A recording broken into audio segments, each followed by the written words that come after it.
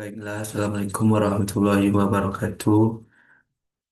Perkenalkan, saya Zaki Rizkula Anur dengan NIM 24042094 akan mempresentasikan materi terkait populasi sampel metode penarikan sampel dan validitas dan reliabilitas data. Baiklah, materi pertama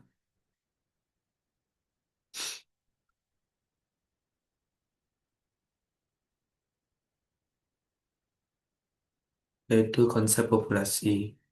Populasi dapat kita definisikan sebagai keseluruhan objek penelitian yang menjadi sasaran studi. Populasi terbagi dua, yaitu populasi terbatas, jumlahnya jelas seperti seluruh mahasiswa Fakultas Ekonomi UNP, dan populasi tak terbatas, jumlahnya sangat besar atau tidak bisa dihitung, misalnya pengunjung internet. Selanjutnya konsep sampel. Sampel adalah bagian dari populasi yang diambil untuk diteliti. Syarat sampel yang baik adalah harus representatif, artinya mampu mewakili populasi. Jumlahnya juga cukup harus besar dan dipilih dengan metode yang tepat. Misalnya dari populasi 10.000 mahasiswa, kita ambil 200 orang sebagai sampel.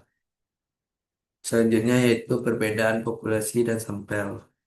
Perbedaan populasi dan sampel jelas terlihat. Populasi mencakup keseluruhan objek penelitian, sedangkan sampel hanya sebagian dari populasi. Populasi cakupannya luas, sementara sampel lebih praktis diteliti. Tetapi hasil penelitian pada sampel harus bisa digeneralisasikan untuk populasi. Selanjutnya yaitu metode penarikan sampel.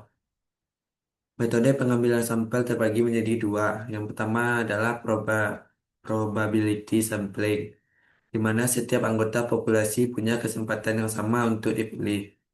Yang kedua adalah non-probability sampling, di mana tidak semua anggota populasi memiliki peluang yang sama, biasanya tergantung pertimbangan peneliti. Selanjutnya yaitu probability sampling. Probability sampling terdiri dari beberapa teknik. Pertama yaitu simple random sampling, yaitu pengambilan sampel secara acak.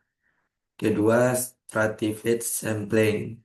Populasi dibagi menjadi kelompok lalu diambil perwakilan tiap kelompok. Ketiga yaitu cluster sampling, yang dimana memilih kelompok tertentu secara acak. Dan keempat, systematic sampling, yaitu memilih sampel dengan interval tertentu, misalnya setiap orang ke 10. Selanjutnya yaitu non-probability sampling.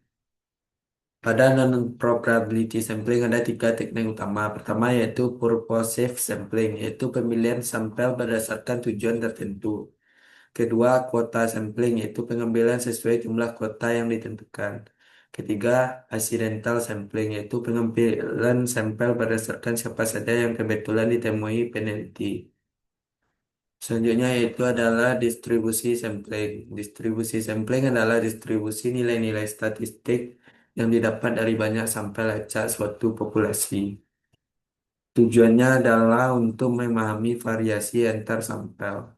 Contohnya, jika kita mengambil rata-rata nilai dari beberapa kelas, hasilnya bisa berbeda-beda, dan itu membentuk distribusi tertentu. Konsep ini penting untuk uji hipotesis dan estimasi parameter. Selanjutnya yaitu adalah validitas data. Validitas data adalah sejauh mana instrumen benar-benar mengukur apa yang seharusnya diukur.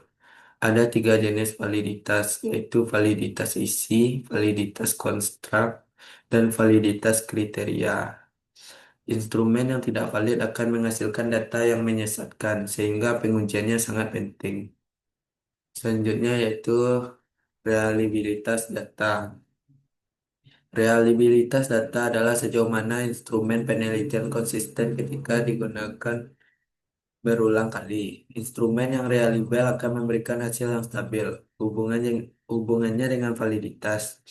Data bisa reliable tetapi belum tentu valid. Namun data yang valid pasti harus reliable.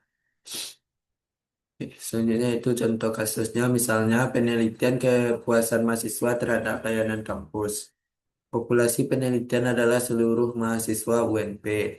Dari populasi ini diambil 300 orang sebagai sampel. Instrumen yang digunakan adalah angket, lalu dilakukan uji validitas dan reliabilitas untuk memastikan angket tersebut tepat dan konsisten. Yang terakhir yaitu kesimpulan dari presentasi saya saat ini adalah populasi adalah keseluruhan objek penelitian, sedangkan sampel adalah bagian yang diambil dari populasi. Metode penarikan sampel terdiri dari probability dan non-probability sampling. Distribusi sampling penting dalam analisis statistik, dan instrumen penelitian harus diuji validitas serta reliabilitasnya agar hasil penelitiannya dapat dipercaya. Baiklah, sekian presentasi dari saya. Assalamualaikum warahmatullahi wabarakatuh.